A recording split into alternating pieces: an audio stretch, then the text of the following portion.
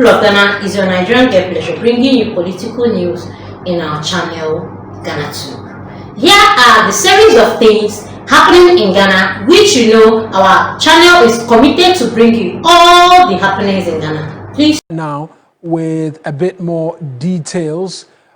Job, can you tell us a bit more the reasons behind their protests? What prompted this immediate action?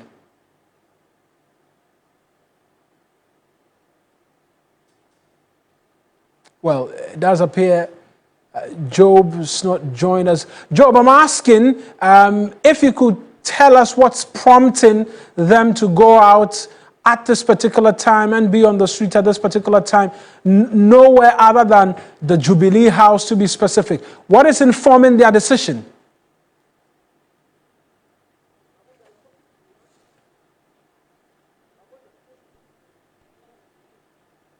Well, let's listen to some of the caterers, because Job has been speaking to a number of them as well. Let's try and listen to exactly what they've been telling him, and then we return and hopefully have a better connection to Job.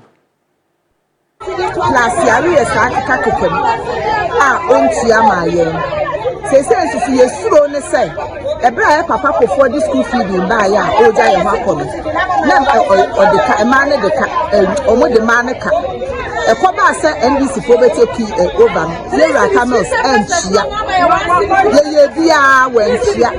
And as a Papa said, almost so for no Jaka, Mahama by Obejaka.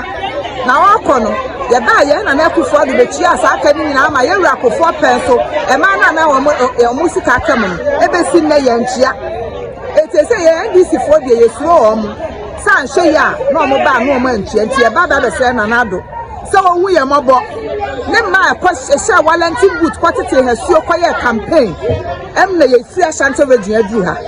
Yenia Brepa. Yes, Sanon Adawoma, on the can be a woman. Almost can my nessa. So a day of NBC for Ba woman, Jessica Namaye. And so the crux of it really is that they are seeking to have these monies paid them. And if you know the inside story as to school feeding secretariat, you perhaps understand why it's taken this political twist. But we'll move away from that and still stay on the subject of education, because students of the St. John's Bosco's College of Education in Navrongo in the Upper East region are this morning protesting, or rather this afternoon, against the decision of the college's council not to renew the tenure of its principal, Professor Joseph Amikuzunu. Professor Amikuzunu, who took office in 2020, has been directed by the council to step down on December 31, despite his suitability for an extension. Ahead of the protest, the police have flooded the school, indicating an order from above to stop the protest, but the student body has vowed to go ahead with the protest in their interest and that of the school. Upper East Regional Correspondent Castro Senyala is on this particular story. He's joined us right now with a bit more details. Castro, help us understand really what is happening. An extension for the principal, the student factor. How is this all playing out? Right, Mawena, we are currently at the Navropio Palace, where the students have taken their petition following that resistance by the police for them to enter the campus. They are presenting their petition to the Navropio, who is listening to them keenly. Now, the governing council of the college has asked the professor, who has been principal of the institution since 2020, to step down. The reasons are very, very scanty. We are yet to get to the Catholic mission for that clarification on that. But we understand that his tenure ended after 4 years, and for that matter, he has to leave. But then the students are insisting that, look, professor has done a lot. He has helped to resolve a land litigation issue which has been faced, which the school has faced for over 40 years. He has put in a lot of other very good policies that have helped both the school and students. And for that matter, they don't want the professor to be sacked or to be given the kick as far as being the principal is concerned. This morning, ahead of their planned demonstration or protests, the police arrived there. More than 30 men were brought there, and we understand that the order from above asked them to come there. But then the students are saying that irrespective of the order, they will go ahead with their planned demonstrations, if not today, but in subsequent days or in the days ahead. They've gone to the Gomunia Chief Palace, where the school is situated, presented a petition, and they furthered in their action by coming to the Nambropio Palace, where we currently are. Nambropio is also receiving and listening to them as I speak right now. Now, the students say that they don't understand why the professor has been axed, because he has not done anything illegal to the best of their knowledge. They say that he has done so much, including constructing, a facility that has been left for over 50 years, and that for them is the best thing they need. The best leader they need, and for that matter, has to be, tenure has to be extended. We also understand that the principal has also written to have his contract extended, but that has also been shut down flatly by the governing council. Also, some men, the chairman of the council, who is in the person of Most Reverend Alfred Agenta, that he has taken the decision on his own without their involvement. And for that matter, the members of the council are also at loggerheads with the governing council. Back to you, Maweda. Let's take a listen to the students that you've been interacting with. We are not here to demonstrate because of his personality, but his achievement. That is why we are here. Yes. His achievement. Yes. He has done over 26 achievements, which we can present to you. But because of time, let me just say, my brother has said many of them. Now, he is the only principal who will allow students to visit his office anytime, any day, to present their issues to them. Yes. And he listens to every student in the school. Now, what again I want to say is that this school, for the past 42 years, it doesn't have a wall. But today, we have a wall preventing thieves from coming in the school. That's okay. Again, he has been able to work out to promote his staff, who has been due for promotion for over a number of years. And now they are being promoted. He is the only principal who has been able to build. The student from the John Bosco's College of Education there. And Castro, thank you very much for the details as well. We're going for our second break here on News Central. We return with an interesting development at the airport for you. Please stay with us. To be specific, because news we're learning is that Magdan Aviation, their hub there, has been shut down over some debts owed the Ghana Airports Company Limited. And that's the development that we're learning of. The place was taken over by police. It's been shut down. Those are the pictures that you're seeing. We've thankfully been joined via Zoom right now by Kweku Amprofi. He is the CEO of Magdan Aviation, is joining us right now. Sir, thank you very much for speaking to us this afternoon. Talk to us. What is the situation with regards these alleged debts you owe the Ghana Airport Company, reason for which your aviation private hub has been closed? Good afternoon. Thanks for having me on your program.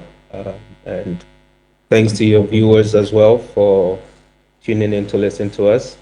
I must admit that yes, we have had some issues with Ghana Airport Company today. They did go to the terminal and closed down access to the terminal. To give a bit of a background, number one, the news item that's circulating is that we owe $3 million. That is incorrect. We do have some debt that we have with Ghana Airport Company, but it's of some rent that we need to pay on the terminal, but also some land ground rent that we've been in conversation with them over the past couple of weeks.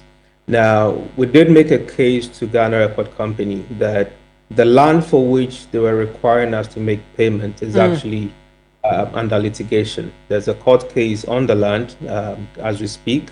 The court still hasn't made a decision yet on that case. We won at the High Court, and the other party appealed. So it's in the appeals court now, and the decision hadn't yet been made. We told Ghana Airport to wait until the court makes a determination, and once they do, then if we are.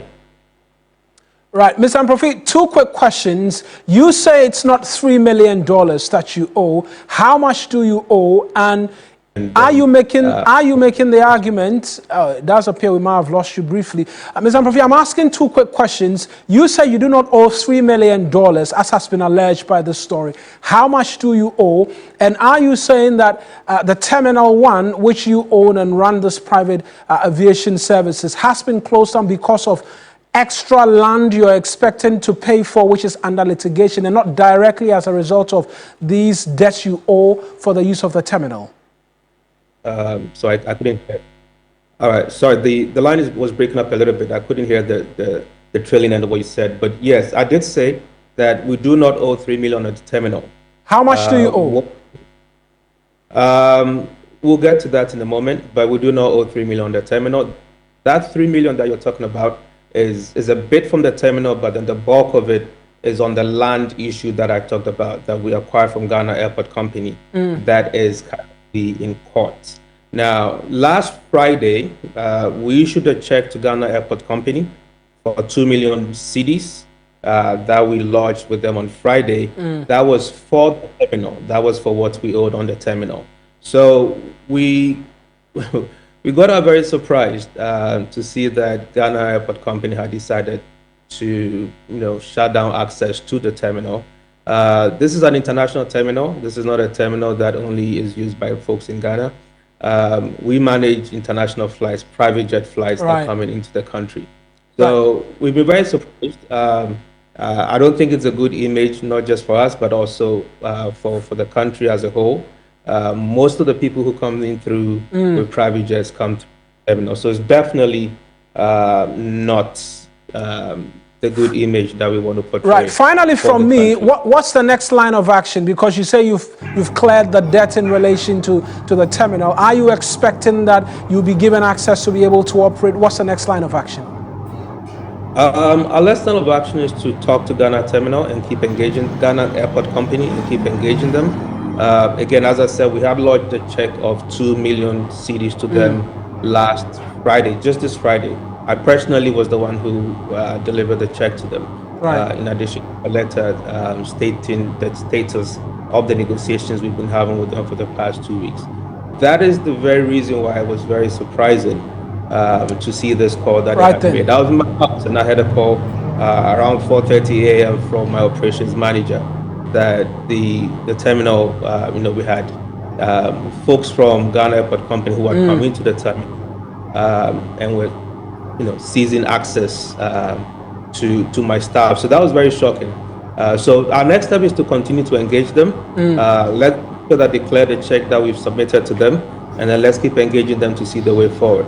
But in terms of the news that's out there that we owe $3 million on the terminal, that is absolutely false. We do not owe that. Right then, Mr. Amprofi, I appreciate that you could speak to us this afternoon. That's Kweku Amprofi. He is the CEO of McDan Aviation, speaking to us and essentially dispelling all rumors suggesting that they owe some $3 million for the use of Terminal 1, which they've not paid, reason for which that terminal has been shut down. He says they've cleared all debt in relation to the use of the terminal. All other matters are in relation to outstanding land, which is currently under litigation, and they will continue to engage the Ghana Airport Company Limited. That's how we'll end this afternoon's edition of News Central. Please do well to like, comment, and put on notification bell so you get all our news.